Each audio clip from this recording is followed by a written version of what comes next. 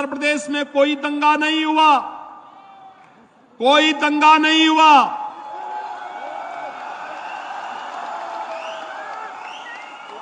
उत्तर प्रदेश में कोई कर्फ्यू नहीं लगा। आज उत्तर प्रदेश में बेटी और व्यापारी दोनों सुरक्षित है। कोई रंगदारी नहीं वसूल सकता, कोई दंगा नहीं कर सकता, कोई अराजकता नहीं फैला सकता। राह चलते हुए राहगीर से और किसी गरीब की संपत्ति पर कोई, किसी व्यापारी के व्यापार पर कोई अनावश्यक किसी भी प्रकार का हस्तक्षेप नहीं कर सकता।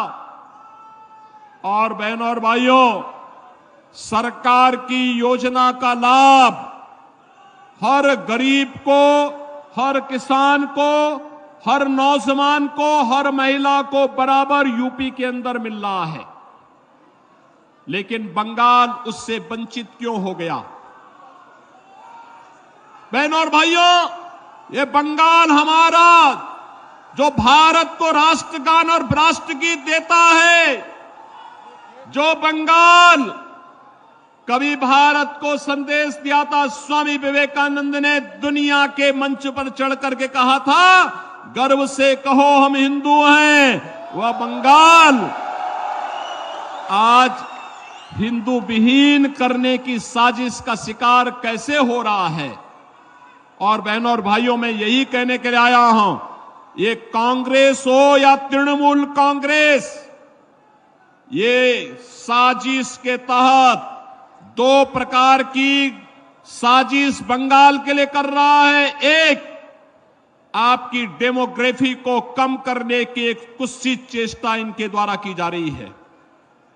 घुसपैठियों को बंगाल के अंदर घुसा करके एक सुनियोजित साजिश के तहत आपकी संख्या को कम करने का प्रयास हो रहा है। और दूसरा, दिल्ली में जो कांग्रेस और तृणमूल कांग्रेस का गठबंधन है, ये दोनों मिलकर के साजिश करना चाहते हैं। माफिया और अपराधियों को यहां के सत्ता का संरक्षण बना करके दिल्ली से जो मोदी जी भेजते हैं, वे सभी को सभी संसाधन, सब जितनी भी सुविधाएं हैं, उन सुविधाओं पर ये लोग डकैती डालने का काम भी करते हैं। और इसीलिए मुझे दुख इस बात का होता है कि बहनों और भाइयों, आज उत्तर प्रदेश दंगा विहीन है, कर्फ्यू विहीन है, योजनाओं का लाभ गरीबों को मिल रहा है। तो ये इसलिए हो पा रहा है क्योंकि प्रधानमंत्री मोदी जी का नेतृत्व और उनका मार्गदर्शन उत्तर प्रदेश को प्राप्त हो रहा है। और बंगाल में मोदी जी कोई काम भेजते हैं, कोई योजना भेजते हैं, तृणमूल कांग्रेस उसको यहां लागू ही नहीं होने देती। जैसे आप मुझे बताओ, 15वीं सदी में बंगाल ने, महान कवि ने बांग्ला रामायण लिखी थी। राम यहां के रग रग में रसे हैं, बसे हैं। राम के बगैर भारतीय जीवन पद्धति में कोई कार्य नहीं हो सकता। हम जीते हैं, उठते हैं, राम का नाम लेते हैं, सोते हैं, राम का नाम लेते हैं। और बहनों और भाइयों, कोई भी हमारे यहां मांगलिक कार्यक्रम होता है तो अखंड रामायण का पाठ करते हैं, और अंतिम यात्रा निकलती है तो राम नाम सत्य है कह करके निकलती है। बहनों और भाइयों, मैं पूछना चाहता हूं,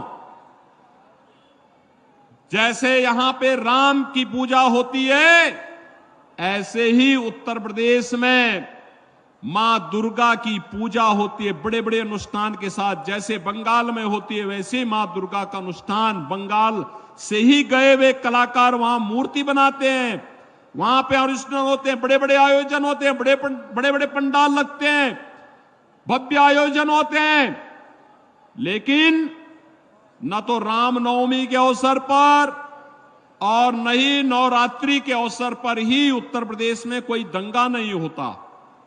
आखिर बंगाल में रामनवमी के अवसर पर और बैसाखी के अवसर पर दंगे क्यों हुए, मैं बंगाल की सरकार से पूछना चाहता हूं। मैं यही पूछना चाहता हूं। और इन दंगाइयों के खिलाफ यहां की सरकार ने कार्रवाई क्यों नहीं की? इन दंगाइयों के खिलाफ कार्रवाई क्यों नहीं की?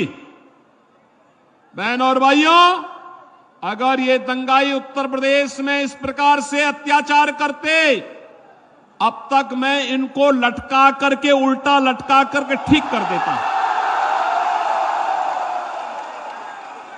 और वह हाल इनके कर देते कि इनकी 7 पीढ़ियां भूल जाती कि दंगा कैसे होता है। 7 पीढ़ियां भूल जाती।